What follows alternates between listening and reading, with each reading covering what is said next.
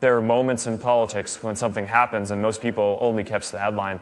What just happened in Minnesota is one of those moments. Because while many Americans saw a headline about Trump ending a program for Somali immigrants, very few understood why he did it, how it connects to Ilhan Omar's district, and what kind of investigation triggered it behind the scenes. This isn't a small administrative adjustment. It's a decisive move aimed at dismantling a network that federal investigators say has been draining taxpayer funds, rerouting money overseas, and destabilizing an entire region of the state. Trump just shut down a program affecting hundreds of people tied to a fraud network with somewhere between 250 and 30.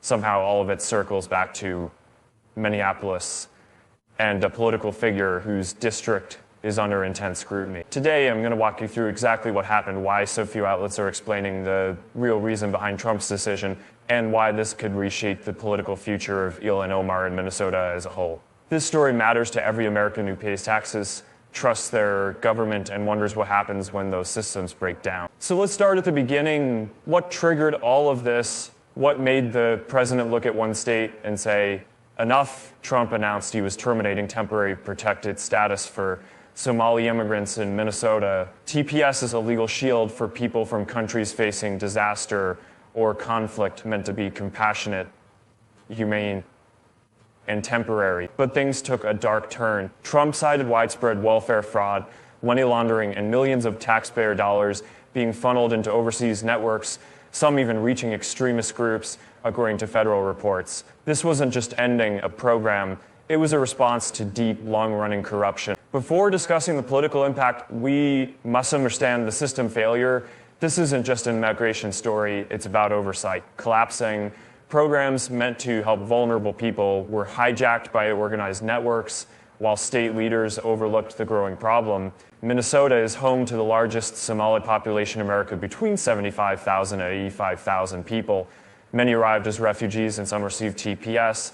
Investigators discovered multiple coordinated schemes targeting programs meant for children, disabled individuals, housing assistance, and medical support. Programs meant to feed hungry kids, support autistic individuals, or help seniors with housing were exploited. Fake meal invoices, fabricated therapy sessions, forged diagnoses, and inflated claims were uncovered.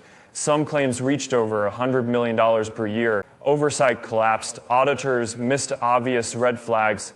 Money flowed out of Minnesota into overseas regions controlled by Al-Shabaab, an Al-Qaeda-linked group. Most Somali immigrants are innocent, hardworking people, but networks exploited community systems to move money abroad. Investigators learned that in extremist-controlled regions, a portion of remittances gets taxed, meaning even innocent transfers accidentally funded dangerous groups. Some analysts said Minnesota taxpayers unknowingly became major contributors to Al-Shabaab. Attention shifted to leadership. Governor Tim Walz faced criticism for lack of oversight. Then Ilhan Omar came under scrutiny, not because she was involved, but because many accused individuals lived or operated in her district.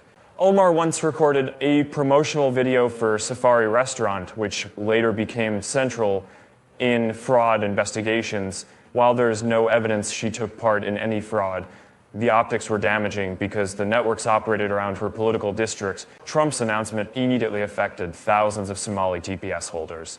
Many in Omar's district. Critics accused Trump of punishing an entire community, while supporters argued the fraud was too extensive to ignore. This story is not just political, it's structural. Taxpayer money was drained through fake claims. Seniors and vulnerable families suffered. Many Americans lost trust in programs meant to help them. Trump's action could set a precedent for federal intervention in state-managed programs. Omar faces political pressure as voters demand accountability.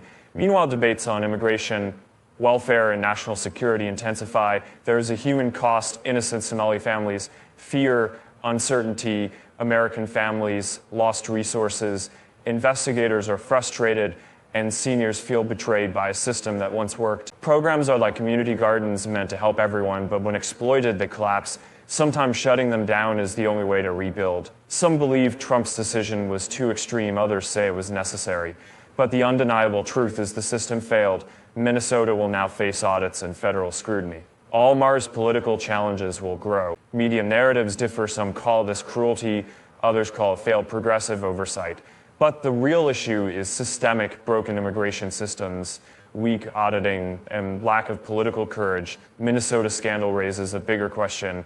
How many other states face similar problems? Fixing this requires balancing compassion with accountability, stronger oversight, better technology, and whistleblower protection. For seniors and taxpayers, the lesson is to stay informed. If the system is damaged but not beyond repair, Minnesota became the center of a national debate. Omar's district became a focal point, and Americans now see what happens when programs go unmonitored. The video ends by asking viewers, was Trump right? Should Minnesota have acted earlier?